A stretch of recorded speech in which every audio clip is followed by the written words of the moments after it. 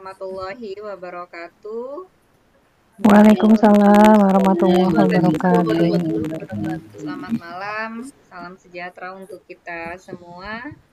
Alhamdulillahirabbil alamin, kita berjumpa kembali pada malam hari ini ya di bedah soal UP. Dan malam hari ini kita ditemani oleh Pak Ilmi.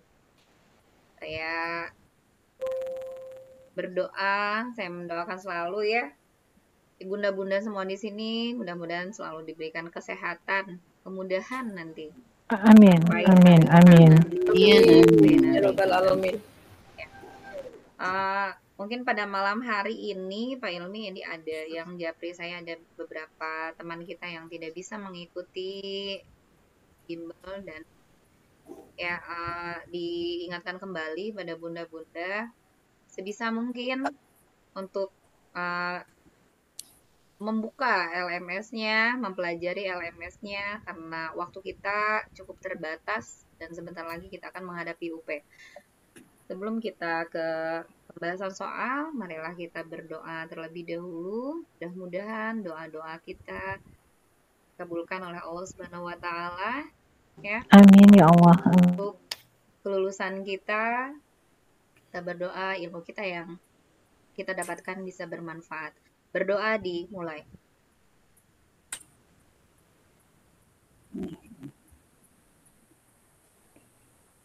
Berdoa dicukupkan. Ya, silahkan Pak Ilmi. Baik, terima kasih Bu Susi. Assalamualaikum warahmatullahi wabarakatuh. Waalaikumsalam warahmatullahi wabarakatuh.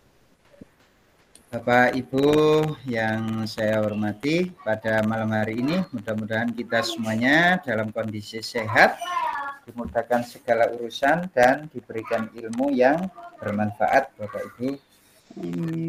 Tidak lupa kami berdoa mudah-mudahan Bapak Ibu nanti sekali UP bisa langsung lulus ya, sehingga tidak memberatkan lagi Bapak Ibu dan perjuangannya itu tidak sia-sia. Baik, saya izin untuk off cam supaya sinyal saya lebih bagus Bapak Ibu. Malam hari ini bahasannya sudah tahu Bapak Ibu? Sesuai jadwal? Kepribadian. Belum Pak, apa ya Pak? Ayo. Apa? Berarti enggak lihat jadwal ini berarti. Apa Bapak Ibu? Ayo. Bahasa Indonesia. Ya, bahasa Indonesia ya. Bapak Ibu, saya izin untuk share materi pada malam hari ini. Nah, bahasa Indonesia itu ya jelas terkait dengan seperti ini ya Bapak Ibu ya. Nah, saya terangkan sebentar nanti baru kita ke soal ya. Kalau ada yang kurang jelas nanti bisa langsung bertanya Bapak Ibu ya. Oke. Yang pertama yaitu kita ke ragam teks. Ragam teks itu apa? Pengelompokan teks berdasarkan isi dan bentuk teks. Nah, berdasarkan isi dan bentuknya itu terbagi menjadi beberapa ya. Yang pertama yaitu teks faktual. Teks faktual itu artinya teks yang berisi kejadian yang bersifat nyata. Nah, apakah rangkuman ini sudah di-download Bapak Ibu? sudah Belum Pak, Udah, cuma Pak. dibaca aja. Belum Pak. Ini belum Pak. Ya, oke. Baik. Ini sudah ada di LMS, sudah tersedia ya. Udah sih kita baca Pak, tapi yang download belum. Oh, ini Bu Iya Srinya betul, lagi baru sakit dibaca. gigi. Oh ya. Belum di-download. Belum di-download juga, Bu. Oke, nanti Sudah habis ini dibaca di-download, Pak. ya. Katanya Ya, baru kemarin dibaca kurang Pak. 10 hari, berarti ini kurang berapa hari lagi nih menuju ke UP ini? Iya, jadwalnya beda-beda Pak. Jadwalnya beda-beda. Yang Ya, pasti kan masing-masing sudah LPTK. dekat waktunya ya. Iya Pak, udah dekat waktunya. Jadi baru Ya. baca-baca tapi belum di-download. Oke, enggak apa-apa. Baik. Jadi ada teks faktual. Teks faktual itu bersifat nyata.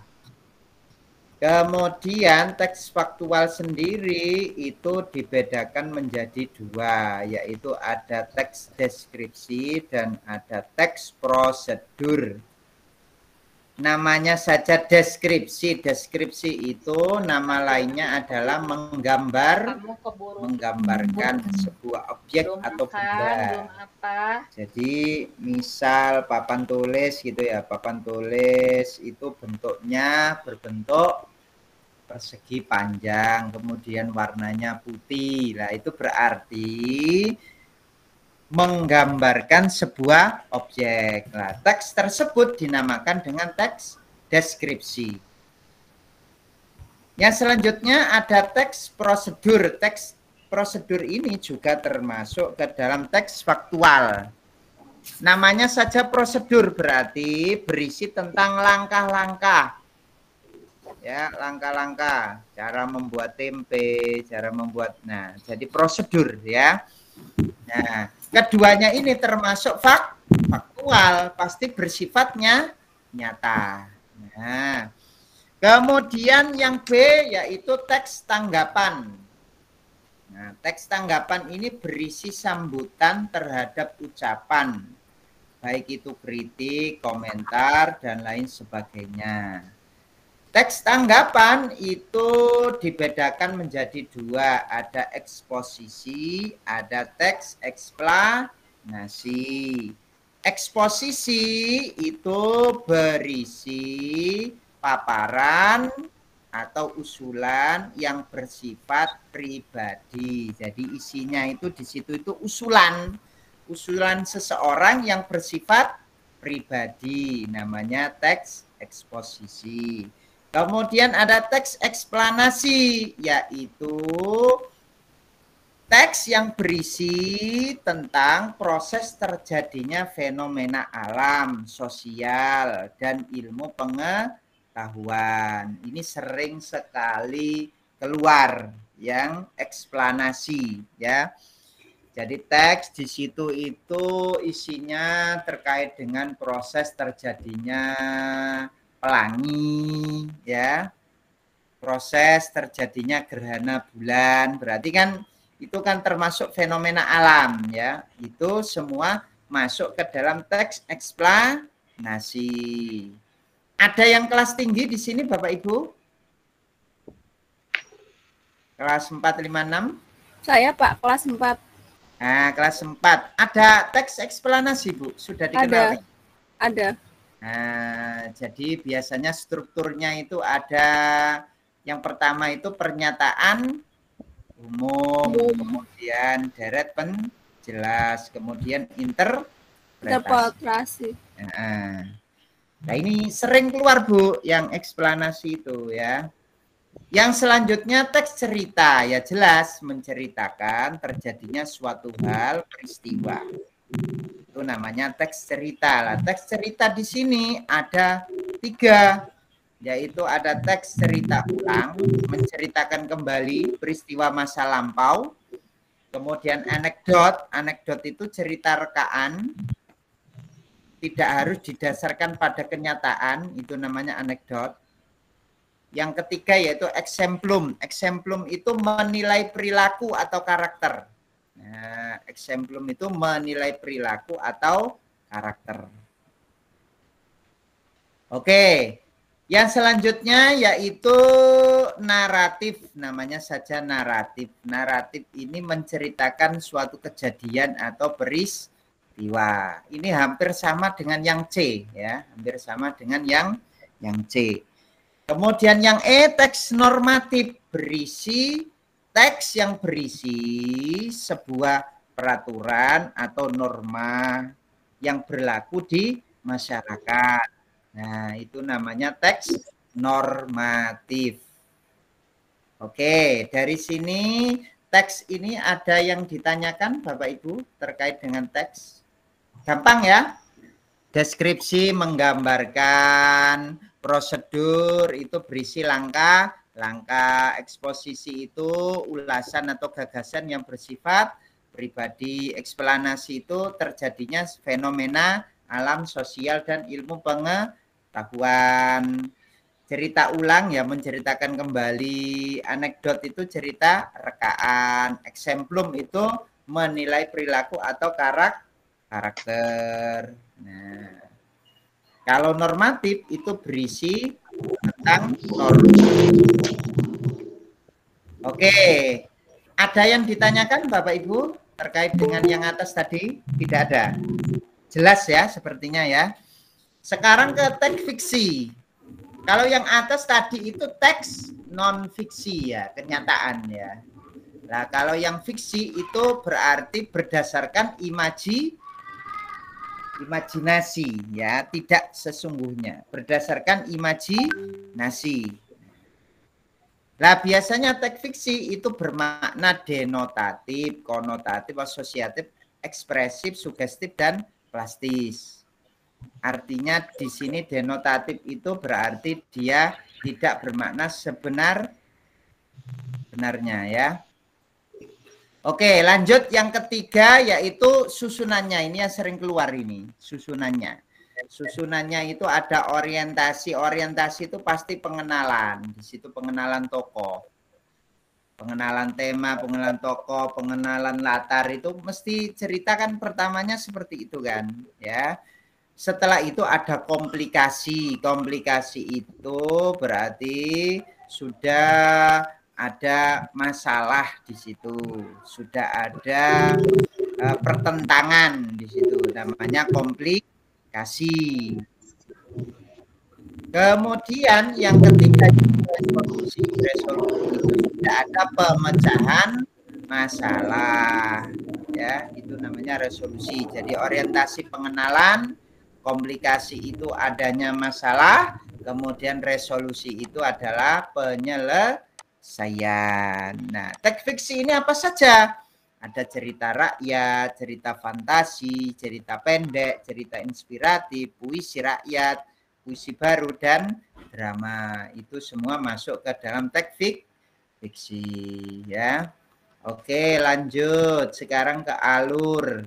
Nah, alur itu apa? Alur itu rangkaian peristiwa dalam cerita. Yang pertama biasanya ini terdiri dari tahapannya. Ini hampir mirip dengan yang atas tadi ya, tapi di sini lebih kompleks. Yang pertama pasti tahapan pengenalan atau disebut dengan orientasi. Kemudian yang kedua yaitu adanya konflik atau rising action.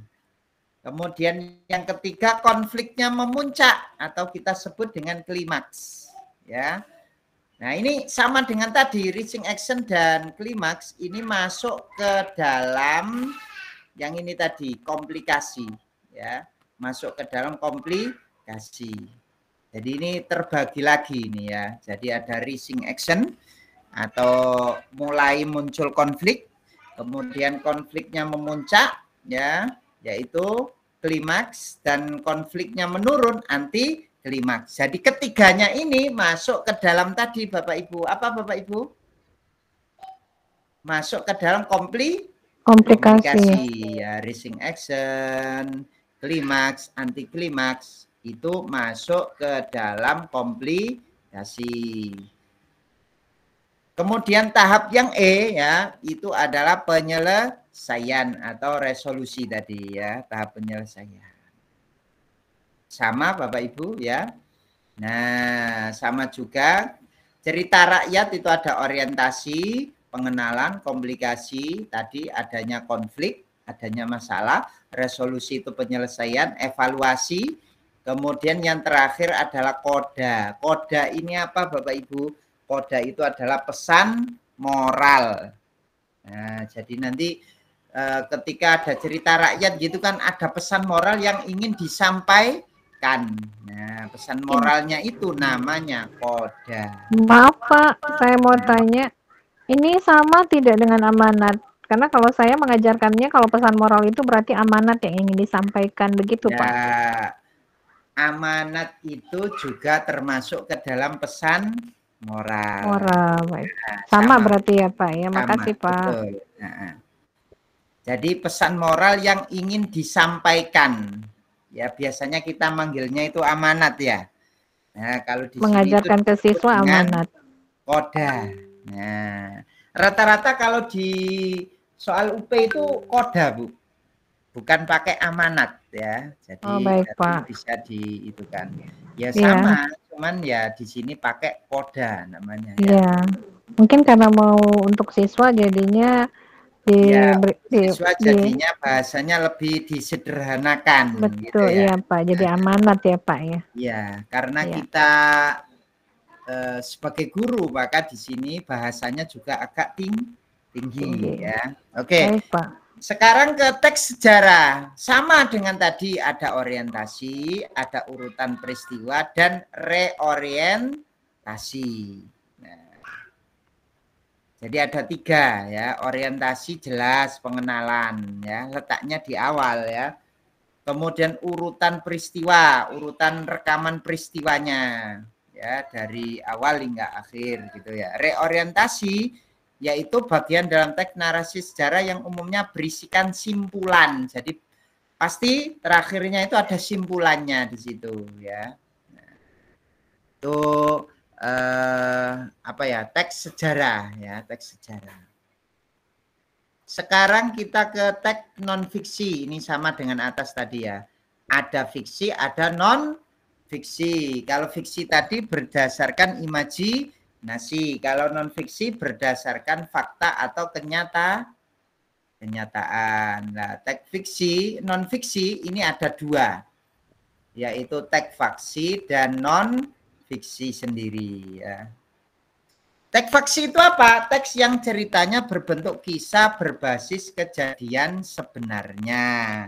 Contohnya adalah kalau kita buat biografi, autobiografi, kisah nyata. Nah, itu berarti masuk ke faksi.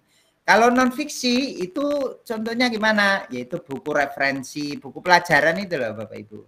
Buku petunjuk, kamus. Nah, itu termasuk ke dalam teks non fiksi ya. Nah, di sini teks non fiksi pada bahasa Indonesia itu ada deskripsi, eksplanasi sama dengan atas ya. Jadi enggak saya terangkan lagi ya. Ada deskriptif, eksplanasi, prosedur, laporan sederhana, teks tanggapan, cerita pengalaman pribadi dan teks paparan iklan. Nah, oke, nyampe sini. Nah, ini yang terpenting ini. Ada kalimat-kalimat di sini itu contohnya Aldo membeli buku, ini berbentuk klausa ya. Buku baru, ini frase. Nah, buku baru ini termasuk kalimat apa enggak di sini? Gimana Bapak Ibu? Kayaknya kalimat ya Pak.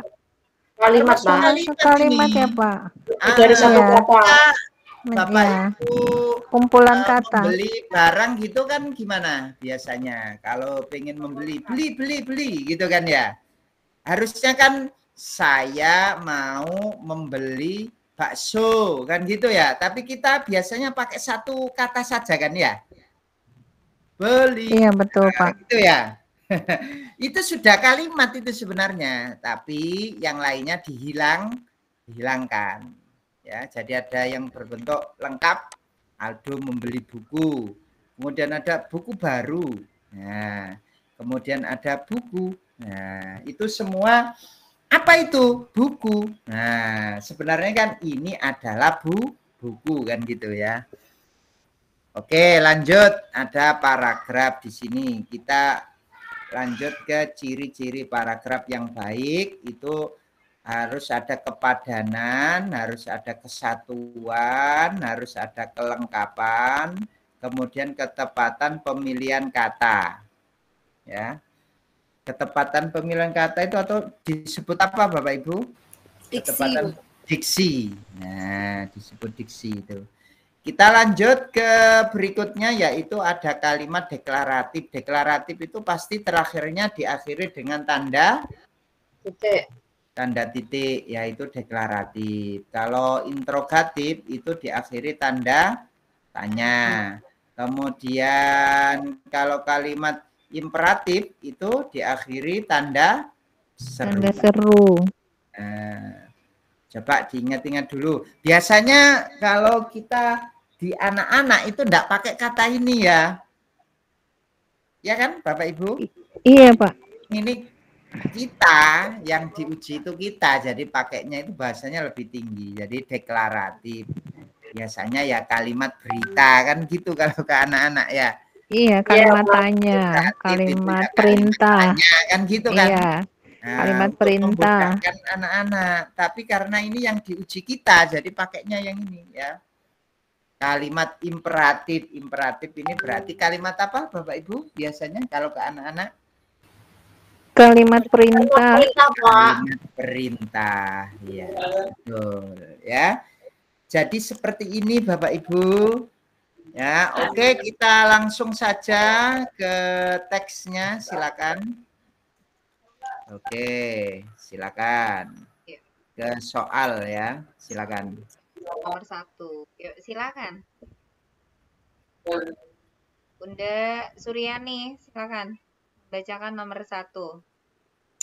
Iya, Bu. Dan sosial. Teks yang memiliki tujuan sosial untuk menggambarkan suatu objek atau benda secara individual berdasarkan ciri fisiknya merupakan jenis teks A. Teks normatif, B. Teks prosa, C. Teks deskripsi, D. Teks cerita, E. Teks faktual. Teks deskripsi. C, Pak. Teks deskripsi. Deskripsi.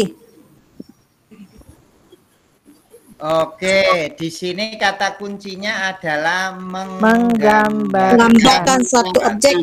objek. Kalau menggambarkan suatu objek berarti apa tadi Bapak Ibu? Deskripsi. Deskripsi, Pak. Menggambarkan. Oke, berarti dia jawabannya adalah deskripsi. Selanjutnya, yuk, selanjutnya. Bunda Miss Laini, silakan Bunda. Iya, Bu. Salah satu ciri dari paragraf yang baik adalah memiliki kepaduan paragraf. Kepaduan paragraf diartikan sebagai A. Ketepatan penggunaan kata sesuai dengan situasi dan kondisi. B. Keterkaitan antar bagian karangan yang terdiri dari beberapa kalimat padu sehingga membentuk satu kesatuan pikiran. C. Keeratan antar unsur-unsur paragraf, baik itu antar kalimat utama dengan kalimat penjelasnya. D. Kesesuaian antar unsur-unsur paragraf. E. Kelengkapan unsur-unsur paragraf seperti gagasan pokok, kalimat utama, dan kalimat penjelas. Oke, ini Bapak Ibu ditanya terkait kepaduan paragraf. Tadi kan ada ciri-ciri paragraf kan, salah satunya itu padu. Padu itu apa Bapak Ibu? Padu itu tepat, ataukah terkait, ataukah erat, ataukah sesuai, ataukah lengkap? Kira-kira yang mana padu itu? Padu tuh lengkap ya, Pak? Sesuai. Padu lengkap. Kelengkapan unsur. Sesuai dengan situasi dan C enggak, Pak? Keeratan bersatu padu. Berarti apa kira-kira bersatu padu itu? Kelengkapan unsur paragraf, gagasan pokok, kalimat utama, dan kalimat penjelas. Yang mana ayo? Berat ya Pak.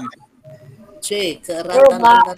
Iya, betul sekali. Padu itu erat Bapak Ibu.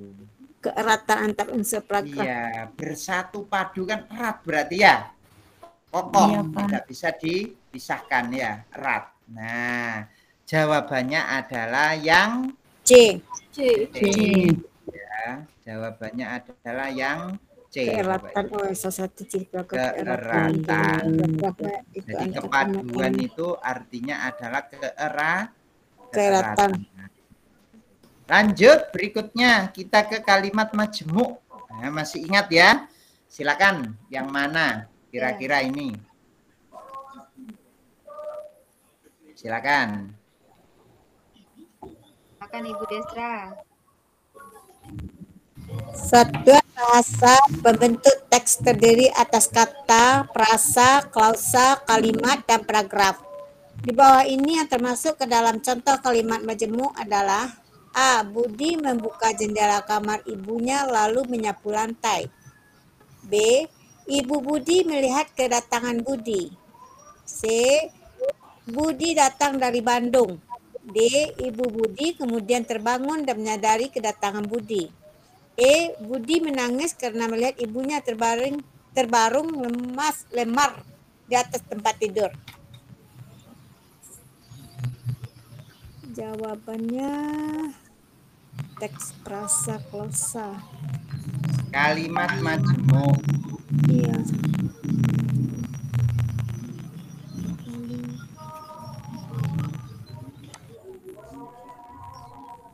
Yang B jelas enggak ya? Itu kalimat tunggal kan ya? Ibu Budi melihat datang Budi, iya. Yang C juga enggak ya? Budi datang dari Bandung, enggak juga. Yang E. Budi Yang D menangis. itu apa kira-kira itu?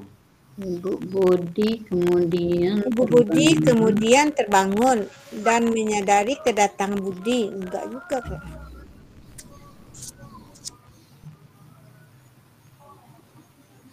Nah, di sini ini Bapak Ibu, kalau di ini ya modul PPG itu ada di situ itu. Kalau disebutkan kalimat majemuk itu di situ artinya majemuk bertingkat ya, bukan setara ya. Nah, yang D itu kan dan itu kan berarti setara itu ya. Nah, jadi di sini yang tepat yang mana antara yang A dan D, yang mana kira-kira? Budi bukannya kamar itu A dan D. yang D. Yang D. Jawabannya adalah yang A, Bapak Ibu. A, oh iyalah. membuka jendela. Yang A ya. Dilihatnya dari mana? Lihatnya dari konjungsinya. Ya, di sini kalimat majemuk itu artinya di sini kalimat majemuk bertingkat di sini maksudnya. Bukan setara ya. Sudah membaca ini sih. Membaca yang pasti saya pastikan enggak ada yang baca paling ya. Modul PPG Bapak Ibu. Belum. Belum Nggak bisa ada dibuka, modul Pak. ini. Di LPTK saya nggak bisa dibuka. Di LPTK Ibu nggak bisa dibuka. Enggak, Tadi udah rame di. enggak bisa Pak, modul enggak bisa dibuka Pak. Nggak bisa dibuka. Katanya enggak ada modul yang sekarang Enggak ini. ada. Nggak ada Karena modulnya terbatas katanya dana dia bilang ya kemarin ada min. Sama Bu, LPTK UMP Padang enggak bisa juga dibuka modulnya. Iya makanya enggak ada dia bilang tahun ini. Yang tahun ini enggak ada modulnya. Iya Wah, makanya berarti Ibu ini kita hebat ini berarti disuruh ya. ikut tryout sekarang. Oke. Baik. Jadi di sini jawabannya adalah yang A ya, sesuai modul Bapak Ibu. Itu yang A ya.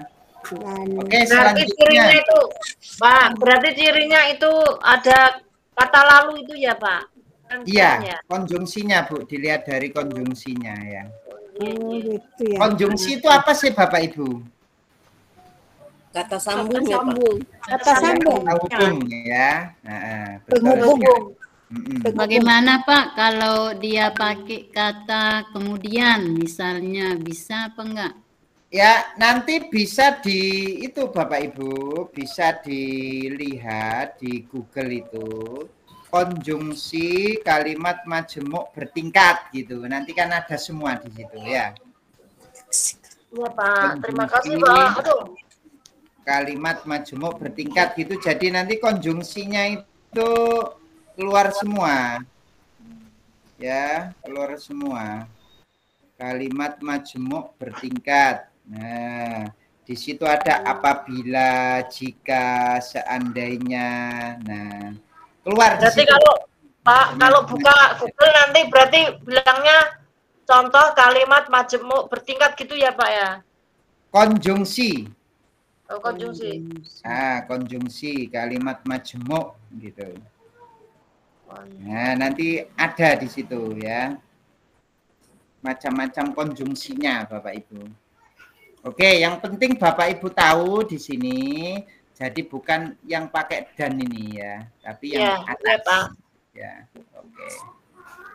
Selanjutnya di sini kalimat efektif merupakan kalimat yang memiliki unsur-unsur di bawah ini kecuali yang mana? Kecuali.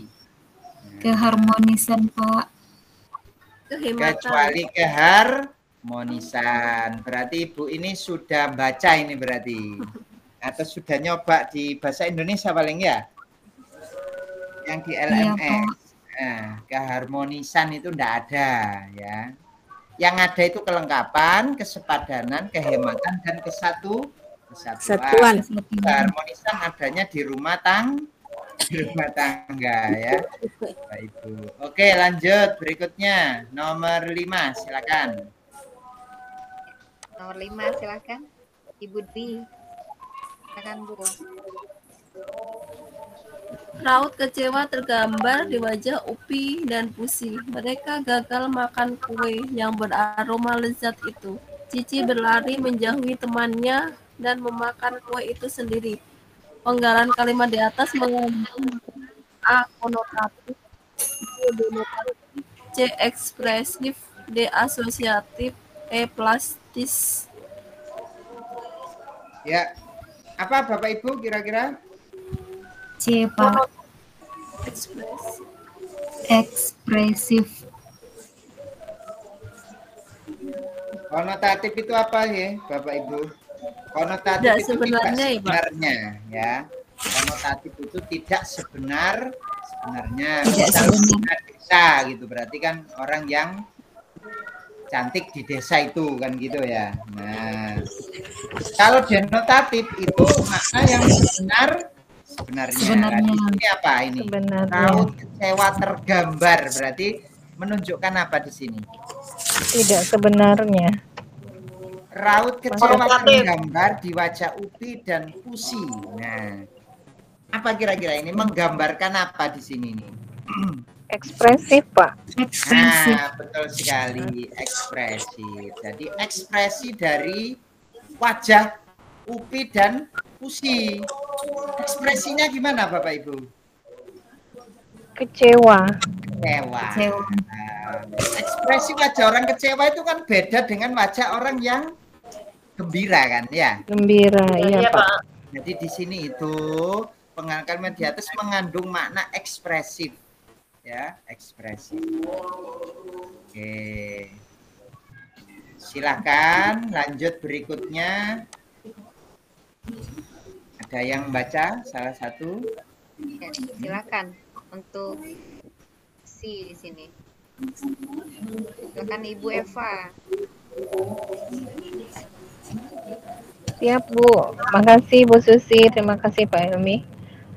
Di sini ada puisi dengan judulnya Mata Palsu, karya Cipta Warman. Wahai, sinilah kau kemari, lihat baik-baik, tatap tajam jangan berpaling.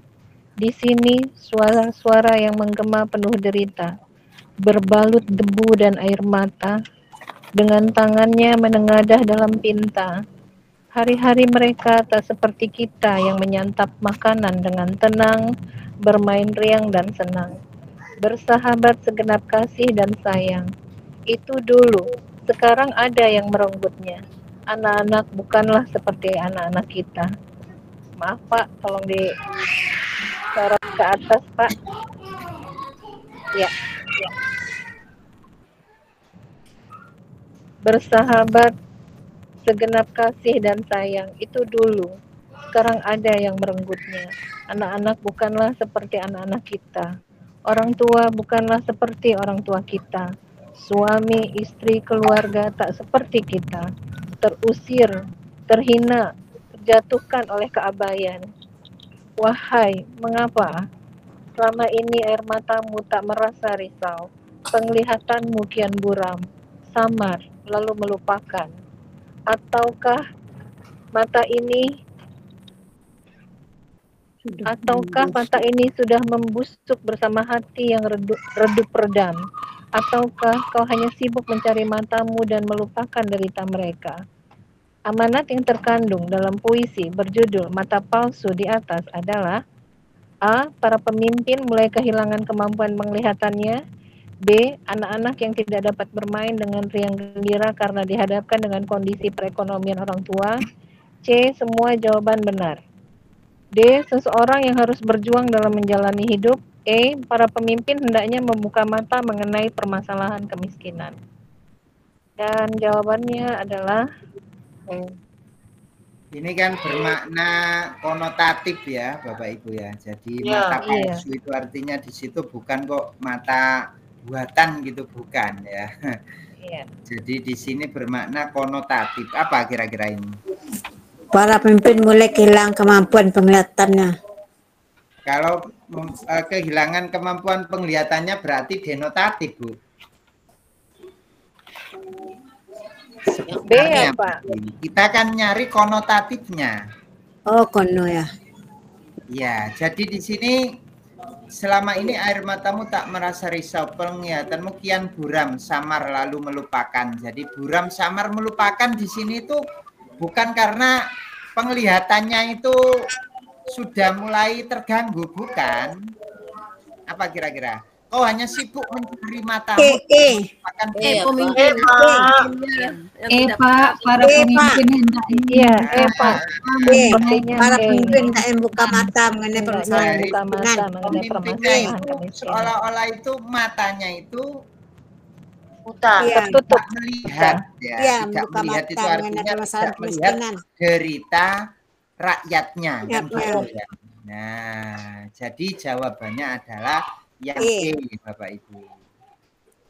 Nah, jadi bukan yang A. Kalau yang A itu berarti kan denotatif ya sebenarnya. Konotatif ya, Pak. Ya. Oke, lanjut berikutnya. Silakan. Nomor 7. Bunda Narsi, bisa membacakan nomor 7? Siap, Bun. Terima kasih, Bun, Pak Ilmi. Nomor 7, akhir-akhir ini berita mengenai banjir sering kita lihat di berbagai media massa. Hingga saat ini pun masih ada beberapa daerah di tanah air yang terendam banjir. Banjir datang karena kelalaian masyarakat, yaitu kurangnya rasa tanggung jawab. Banyak yang mengetahui pentingnya membuang sampah pada tempatnya, tetapi pengetahuan tersebut tidak dibarengi dengan aksi nyata. Nyatanya, masih banyak masyarakat yang membuang sampah sembarangan, misalnya di sungai. Nah, berdasarkan penggalan esai tersebut, tesis statement ditandai pada kalimat nomor kota boten paham, Pak. Apa kira-kira Bapak Ibu? Silakan. Tesis itu apa, Pak? Tesis statement itu apa, Bapak Ibu? Pernyataan, Pak. Apa? Sepertinya Pak, nomor 3. Banjir datang apa itu? Karena kelalaian. Banjir datang karena kelalaian masyarakat, yaitu kurangnya rasa tanggung jawab masyarakat terhadap lingkungan. Iya, Pak. Sepertinya itu, Pak. Jadi tesis statement itu menekankan pada pentingnya topik yang dibahas. Nah, lazimnya tesis statement ini muncul di bagian akhir dari pendahuluan sebuah esai. Saya ulang lagi. Nah, coba direnungkan Bapak Ibu ya. Jadi tesis statement itu muncul di bagian akhir pendahuluan dari sebuah esai. Muncul di akhir pendahuluan dari sebuah esai. Yang mana kira-kira ayo? 4. B. 4, Pak. Pendahuluan itu yang mana kira-kira Bapak Ibu? Nyatanya masih banyak orang yang membuang sampah sembarangan. Kalau ini deskripsi peninggalan esai. Maka di sini tesis statementnya itu adalah yang ini loh, Bapak Ibu. Banjir datang karena kelalaian masyarakat, yaitu kurangnya. Berarti benar Pak ya, A ya. Itu yang statementnya itu.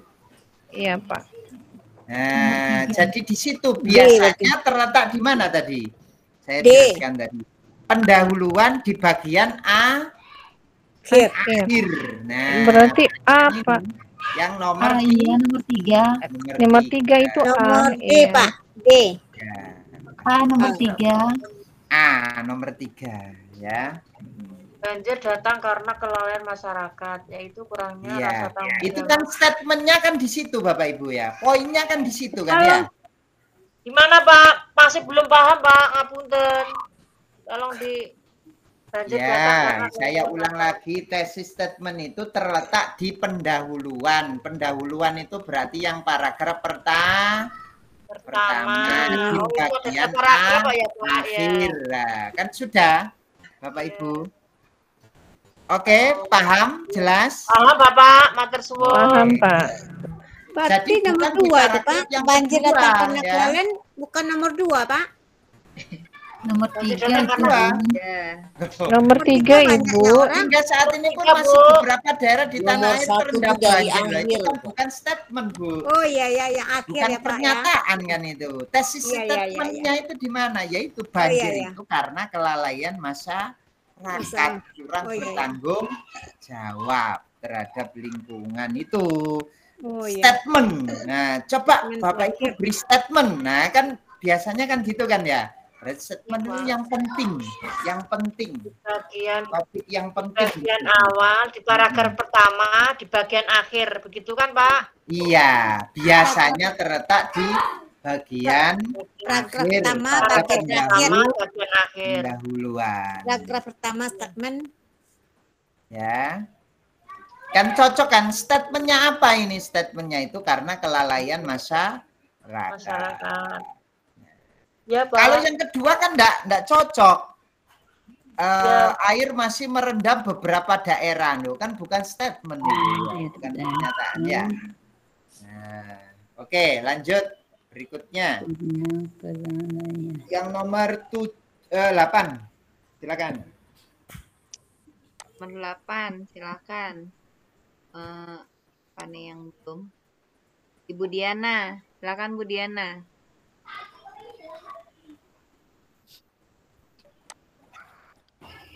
Diana. Maaf Ibu Susi sama Pak Ilmi ya. Saya pakai HP karena kurang sehat. Maaf. Oh, iya Bunda. Ibu Dwi Susanti. Silakan Bunda Dwi Susanti.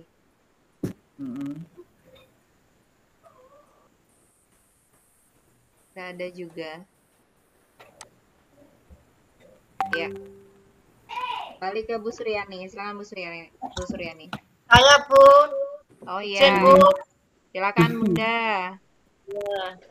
8. Perhatikan puisi di bawah ini. Embun pagi, cahaya mentari menyebar, menembus celah dedaunan, menyapu embun, membuka hari baru. Makna kata penyebar dalam puisi tersebut adalah Menyebar. Menyebar. Menyebar itu apa maknanya Bapak Ibu? Menyeluruh. Ya Pak ya, bersinar ke segala Bersinar arah. ke segala arah. Betul. Menyebar itu berarti bersinar ke segala arah. Ya. Oke, lanjut. Menyebar itu berarti bersinar ke segala arah. Nah ini bahasa Indonesia itu juga kadang terkait juga dengan pedagogik seperti ini, ya. Jadi bahasa Indonesia tapi ada pedagogiknya ya. Oke, silakan. Enggak ikut ini. Apa namanya? Ya, Bapak Ibu, silakan. Ya, silakan. Bunda Suryani, silakan. Ya, Bu. Lengkapilah langkah-langkah kegiatan pelajaran di bawah ini. 1. Peserta didik membaca dalam hati teks prosedur cara membuat anyaman. 2. Peserta didik dan guru bertanya jawab tentang isi teks prosedur terkait alat bahan dan langkah-langkah membuat anyaman. 3. Peserta didik membuat anyaman dengan panduan LKPD. 4. Peserta didik secara berpasangan membandingkan karya anyamannya. 5. Guru mengambil teks prosedur yang telah dibagikan. Langkah-langkah kegiatan yang tepat untuk melengkapi kegiatan pembelajaran di atas adalah: A. Peserta didik menentukan langkah-langkah kunci dan menuangkannya dalam grafik organizer.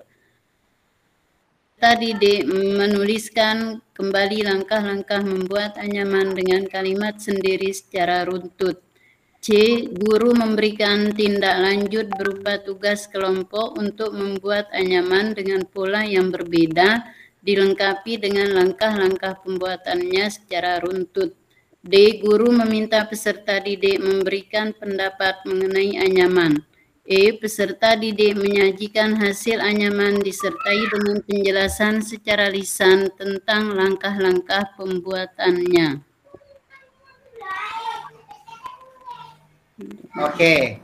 Langkah kegiatan yang tepat untuk melengkapi kegiatan di atas. Apa kira-kira? Membaca. Peserta didiknya membaca. Cara membuat anyaman. Setelah membaca, tanya jawab.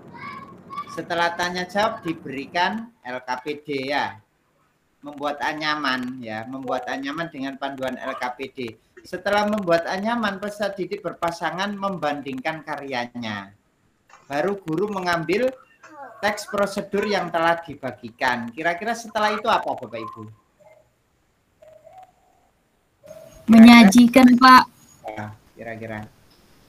Menyajikan hasil menyajikan hasil anyaman. Menyajikan hasil anyaman, betul sekali. Tahapan akhir ya. Tahapan akhir dalam pendekatan saintifik itu apa Bapak Ibu? Mengkomunikasikan. Jadi di situ mengkomunikasikan, artinya peserta didik mempresentasikan hasil kerjanya ya. Jadi kan diawali dari pendahuluan, kegiatan inti dan penutup lah. Pada akhir kegiatan itu biasanya itu ada mengkomunikasikan, artinya peserta didik presentasi ke depan. Oke. Berarti jawabannya yang mana Bapak Ibu? Yang E. Pak. Yang E. Oke. Selanjutnya yang nomor 10. Silakan. Nomor 10, Ibu Eva. Bu Eva Muzayana. Baik, Bu Susi. Terima kasih. Nomor 10, dalam menyelenggarakan pembelajaran bahasa yang berwawasan whole language, maka pembelajaran bahasa Indonesia harus mempunyai keterpaduan antara A. Pembelajaran kebahasaan, pemahaman dan penggunaan. B. Isi pembelajaran dengan pengetahuan dan pengalaman peserta didik. C. Perolehan pengalaman belajar peserta didik dengan kenyataan penggunaan bahasa Indonesia dalam kehidupannya. Dan ciri-ciri pendekatan whole language, kecuali A.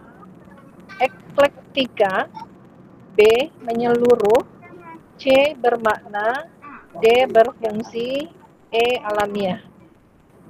Dan jawabannya adalah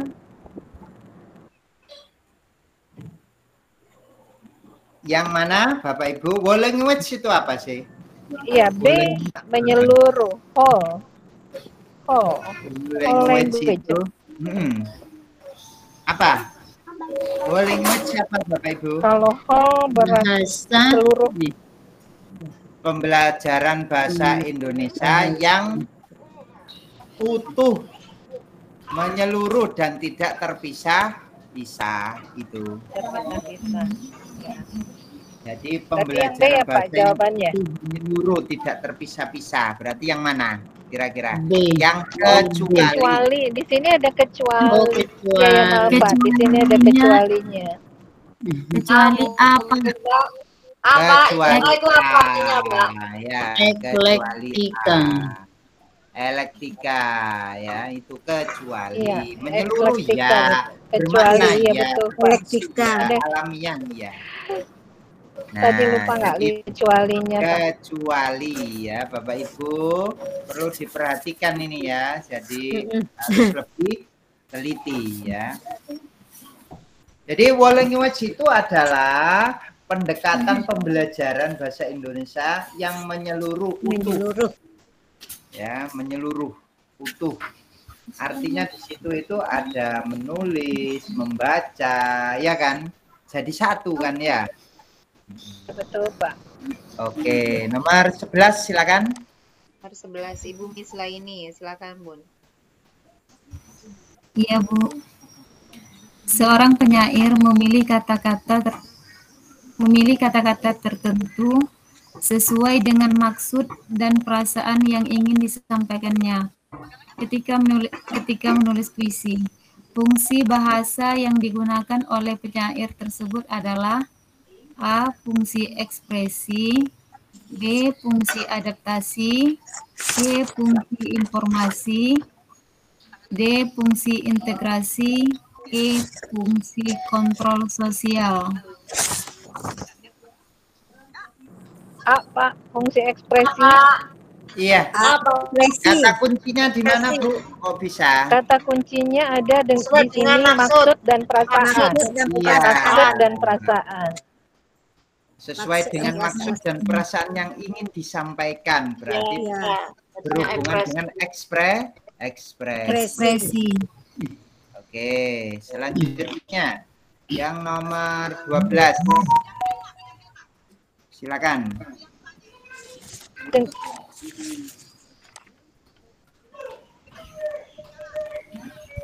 Nomor 12. Silakan Bapak Ibu.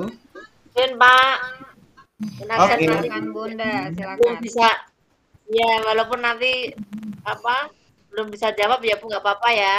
Iya, Nggak apa-apa Bu. Ya, Bu. ini Didik dibaca SD. dulu. iya, silakan. Sudah Jawab bisa sama, berbicara. Bu. Gimana? Silakan. Jawab sama-sama. Ya. Tak ulangi lagi ya Bu ya. Ya, Ani peserta didik kelas 3 SD sudah bisa berbicara dengan lancar dengan jumlah kata bisa sampai 12 kata dalam satu kalimat. Ani juga dapat memahami penjelasan guru di kelas sehingga mampu mengikuti pelajaran dengan baik. Hal ini menunjukkan bahwa Ani berada pada fase pragmatik, semantik, sintaksis, morfologis, fonologis. Sintaksis ya Pak? Apa kira-kira? Ya. Sintaksis Pak. Semantik, Pak. Semantik. Nah, usia 0 sampai 2 tahun itu fase fonologis. Saya ulang lagi, usia 0 sampai 2 tahun itu fase fonologis. Itu anak bermain dengan bunyi-bunyi bahasa ya. Mulai mengoceh ya. Ya, Iya betul. 0 sampai 2 tahun mulai ngoceh, itu namanya fase fonologis. 2 sampai 7 tahun namanya fase sintaksis. Berbicara menggunakan kalimat sudah ya. 2 sampai 7 tahun berbicara menggunakan kalimat namanya fase sintaksis 2 sampai 7 tahun. 7 sampai 11 tahun namanya semantik. Sudah bisa membedakan simbol dan memahami makna dari suatu kata. Nah, kira-kira 7 sampai 11 tahun itu fase semantik lah. Di situ usia berapa kira-kira Bapak Ibu? Usianya berapa di soal itu? 10, 9 sampai 10 Pak, antara 9 atau 10. Berarti masuknya iya kelas 3. Itu usia berapa? 9. 9 Sampai 9. Berarti masuk ke semantik ya Pak. Masuk ke semantik ya. Sudah bisa memahami kandungan makna ya. Kalau yang 2 sampai 7 tadi itu berarti masih menggunakan kalimat ya. Sintak ya. Jadi lebih tinggi ya semantik itu. Lanjut, berikutnya yang nomor 13. Soalnya Ini keterangannya itu ada semua Bapak Ibu di LMS ya. Kalau Bapak Ibu unduh, download itu ada. Ya. Lengkap dengan pembahasannya ya di bawahnya. Oke, lanjut. Silakan. Pak, makan. Nomor 13 silakan. Yang belum atau silakan yang mau baca. Ya, Bu Suryani. Iya. Alia menulis surat, ibu bertamu ke rumah bibi. Surat ditulis Alia. Contoh di atas termasuk ke dalam kalimat. A langsung, B tidak langsung, C verbal, D nominal, E lengkap.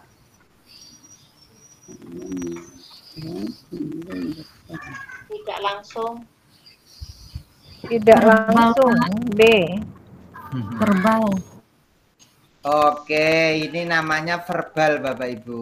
Lihat ini loh. Kata kerjanya pakai apa ini? Ini Pakai kata kerja ya. verbal. Nah, menulis, bertamu, ditulis. Nah, itu berarti verbal. Kalau nominal itu apa Bapak Ibu? Nominal. Ada. Angka. Angka ya Pak. Nah, jadi verbal itu cenderung di sini. Coba predikatnya itu pakai kata kerja. Ya, pakai kata kerja. Di situ Bapak Ibu. Berarti lihatnya di mananya? Lihat di predikatnya itu ya, dilihat di situ. Predikatnya ternyata dia berasal dari kata kerja, berarti termasuk kalimat verbal. Oke, selanjutnya bawahnya. Ini kalau dilihat itu diakhiri dengan tanda apa Bapak Ibu? Interrogatif. Diakhiri dengan Tanda tanda tanya. apa? Tanda tanya Pak. Nah, kalau tanda tanya berarti apa? Interrogatif. Interrogatif. Deklaratif itu apa Bapak Ibu? Masih ingat? Kalimat berita, Pak. Kalimat berita. Diakhiri dengan Interrogatif kalimat tanya. Imperatif kalimat perintah. kalimat perintah. Lah, seperti ini Bapak Ibu. Imperatif dengan tanda seru. Remeh, ya. Soalnya kan remeh seperti ini. Tapi kalau enggak tahu yang ini, enggak tahu ini, jelas Bapak Ibu enggak bisa jawab ya. Ya Pak. Iya Pak. Karena selama ini kita tahunya kan kalimat tanya, kalimat perintah. Betul Pak. Kan kita jaya. Betul. Iya betul. Tuh, jadi ada nama lainnya ternyata, ada deklaratif, interrogatif, ada imperatif. Nggak bakalan enak. Oke, selanjutnya, ayo. Nah ini baru disebutkan kalimat majemuk setara. Nah, yang termasuk kalimat majemuk setara. Nah, jelas ya jawabannya yang mana ini? Aldo tidak pergi ke sekolah karena sedang sakit. Aldo tidak pergi ke sekolah karena sedang sakit. Itu bertingkat, Bu. Bertingkat. Pak, Alia membuka jendela kamar lalu membersihkan tempat tidur. Nah, Dia datang dari Bandung, bukan? Iya, oke.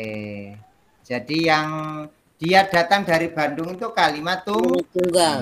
Saya sedang membaca buku kalimat tunggal. Kemudian kalau Alia menangis, Aldo pun ikut menangis. Itu kalimat bersusun.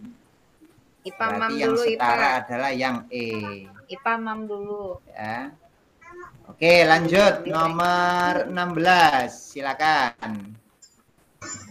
Dian memilih sepatu dan Dani membayarnya, berarti ini setara ini ya kan. Silakan. Yang sama dengan pola kalimat di atas, kecuali yang mana? Kecuali. IPA mam dulu, IPA belum mam. Yuk ambilin mamnya. Yang D, Pak, semua murid aktif mengikuti diskusi, hanya Denny yang pasif.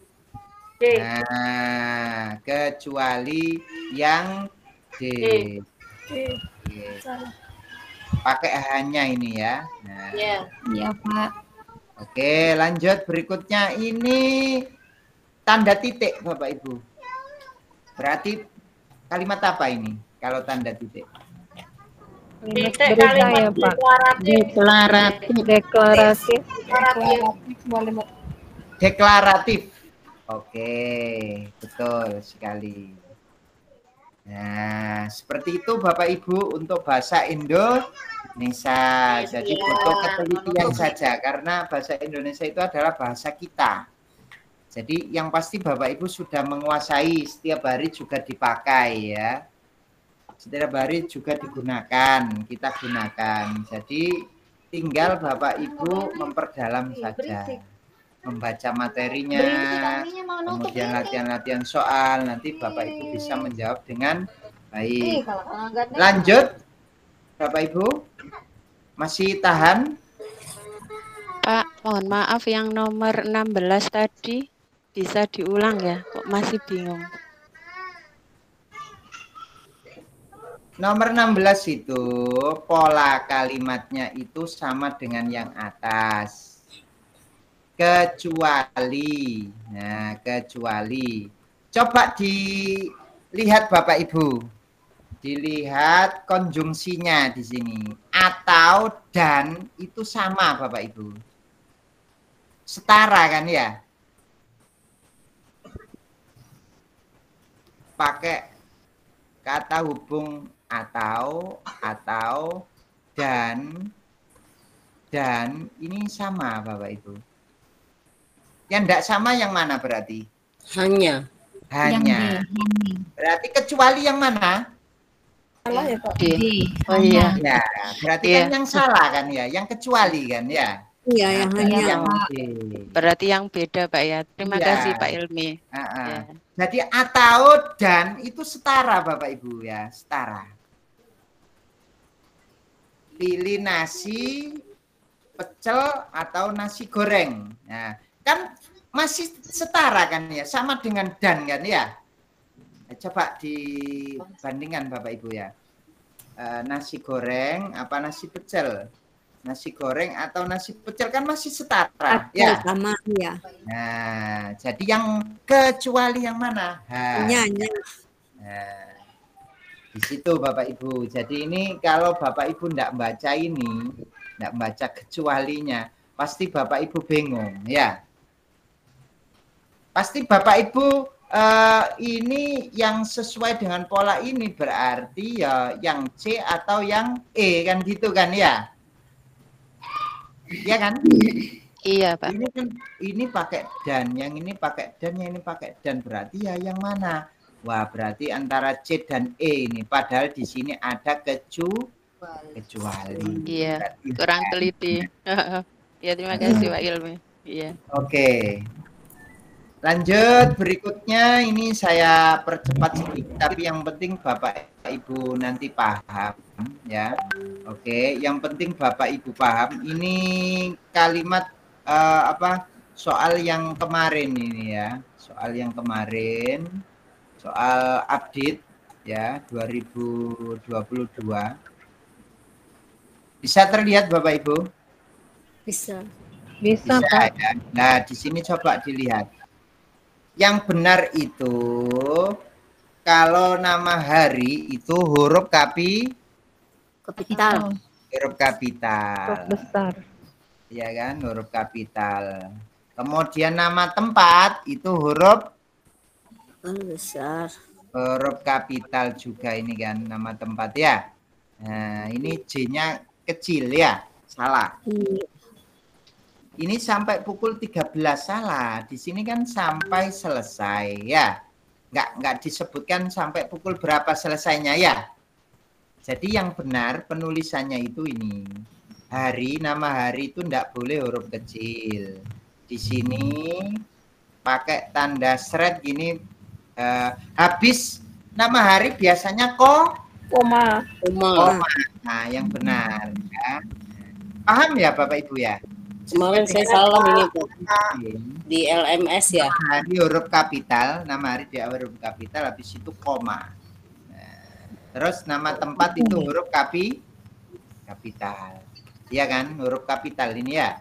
Aula, A-nya besar, SDN besar, H besar. Kemudian J-nya harusnya besar karena di sini kecil, jadi dia salah.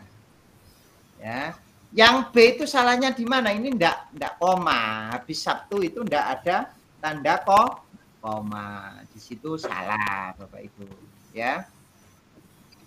Oke, di sini yang ditanyakan adalah orientasi. Orientasi itu apa, Bapak Ibu tadi? Pengenalan. Pengenalan ya. Pengenalan itu di awal apa di akhir kira-kira? Di awal, Pak. Di awal, Pak. Awal ya kan? Berarti yang di awal itu yang mana? Yang ini kan ya? Namanya saja pengenalan. Pengenalan itu ya yang ini kan. Nah, mengenalkan tokohnya. Tokohnya siapa namanya? Agus. Terus mengenalkan waktunya. Waktunya kapan itu? Karena kalau bunyi alarm itu berarti menandakan sudah mulai siang ya. Nah, berarti di sini yang mana kira-kira yang orientasi ya? Yang A. Maksud saya seperti itu. Orientasi kan enggak mungkin ditaruh di belakang, Bapak Ibu ya. Jadi ada orientasi, ada komplikasi, ada resolusi. Orientasi pengenalan, komplikasi apa Bapak Ibu? Masalah atau konflik. Hanya masalah atau konflik. Resolusi apa? Penyelesaian. Oke, sudah paham. Padahal tidak dibaca ya, tapi sudah paham ya. Nah, nih ya, jadi orientasi itu terletak di awal, komplikasi biasanya di tengah, resolusi di akhir. Nah, ini diingat-ingat Bapak Ibu ya. Jadi pengenalan, kemudian awal itu orientasi Bu. Nah, orientasi ya, pengenalan ya, pengenalan tokoh. Iya, Pak. Masa kok langsung komplikasi, langsung masalahnya. Ujuk-ujuk langsung ada masalahnya kan, pembacanya kan bingung ya. Ini tokohnya siapa? Kok moro-moro kok ada langsung masalah ya. Nah, jadi harus orientasi dulu, dikenalkan dulu temanya, tokohnya, dan latarnya. Baru masuk ke konflik atau permasalahan. Oke, lanjut berikutnya. Kegiatan inti yang bermakna.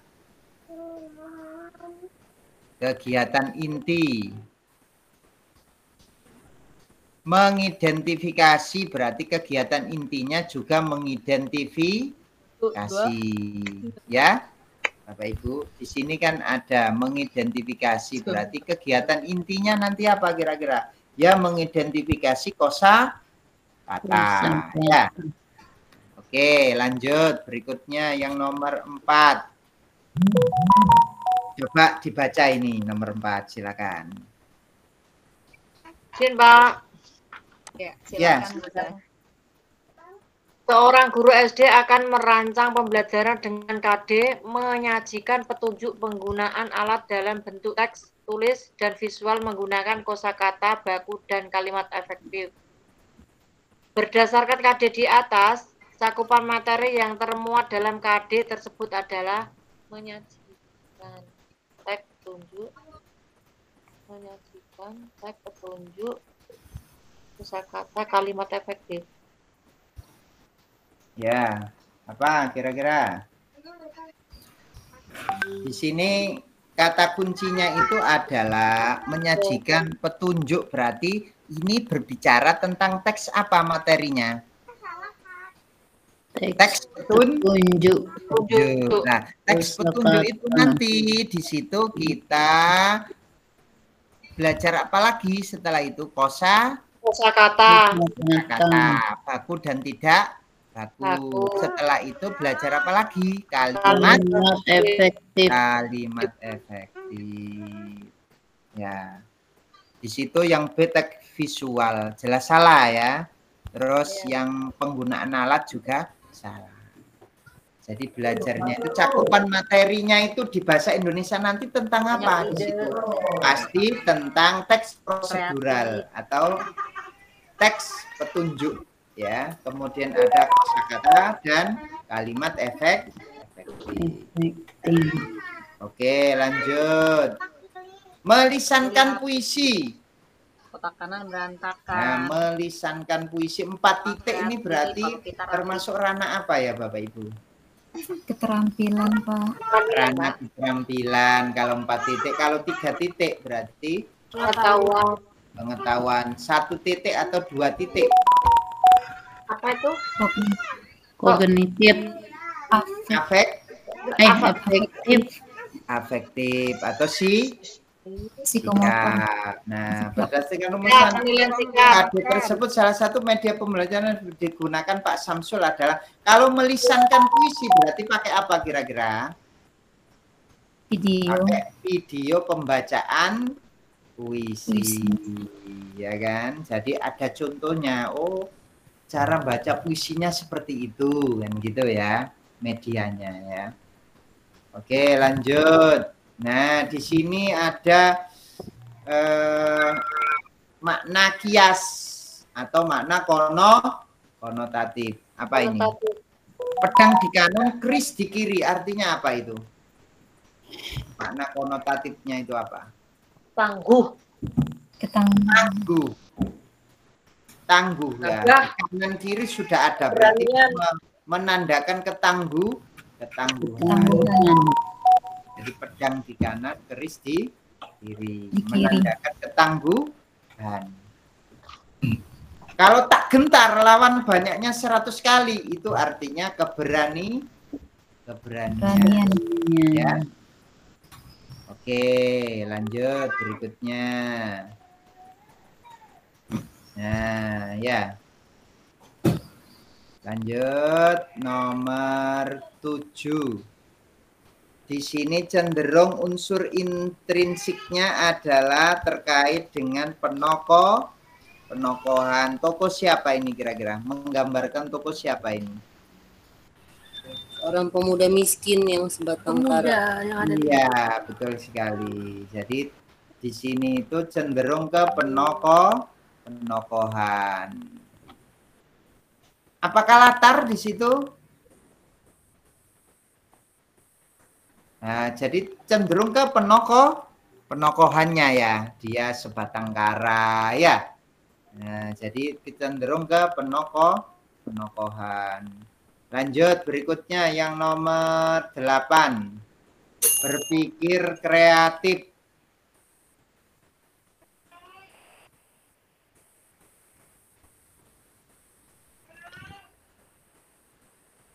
Langkah berpikir kreatif Bapak Ibu. Berpikir kreatif yang mana? Membaca contoh dongeng itu kira-kira kreatif apa enggak? Kalau anak membaca contoh dongeng kreatif?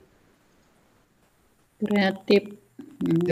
Membaca contoh dongeng kreatif Bapak Ibu. Sudah ada contohnya tinggal baca. Kira-kira Pak. Tidak, ya. Ya.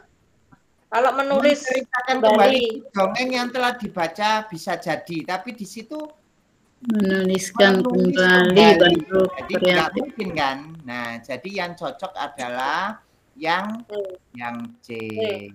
Kok enggak yang B, Pak? Di sini kan menulis kembali, sedangkan di sini menceritakan.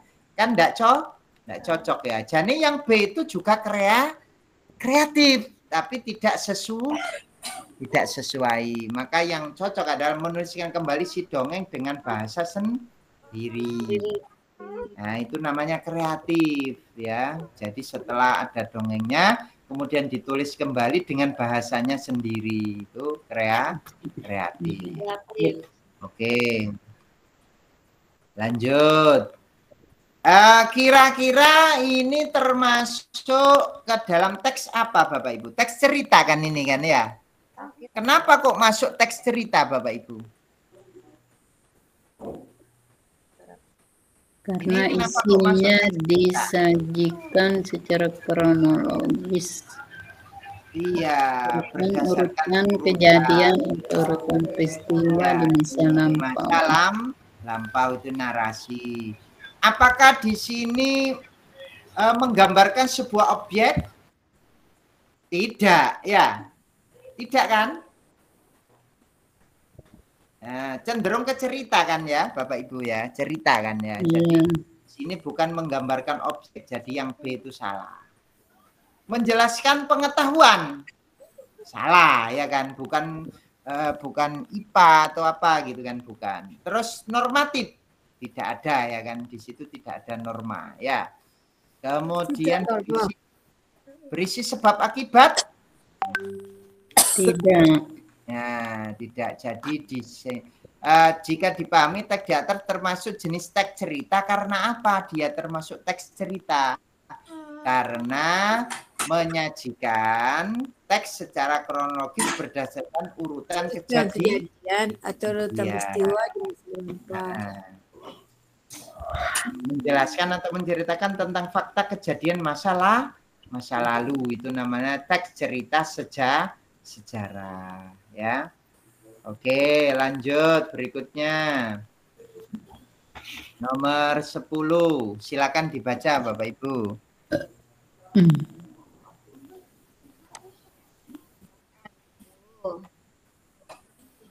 Bu Herianti, silakan. Baik. Sayang keluarga. Keluarga sebagai pelindungku. Aku sangat sayang ibuku. Aku sayang ayahku. Aku juga sayang adik-adikku. Merekalah keluargaku, milikku seutuhnya. Sangat bahagia bisa memilikinya. Lalu ada dalam suka dan duka. Kami selalu saling melengkapi. Jangan pisahkan kami Tuhan.